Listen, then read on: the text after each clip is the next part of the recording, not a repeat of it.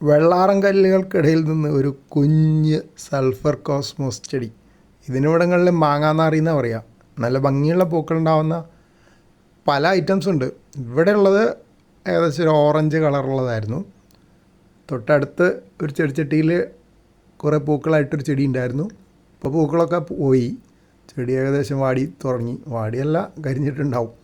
അപ്പോൾ തൊട്ടടുത്ത് അഡീനിയം വളർന്ന് പൂട്ടായിട്ട് ഞാൻ മുമ്പ് പോസ്റ്റ് ചെയ്തിട്ടുണ്ടായിരുന്നു.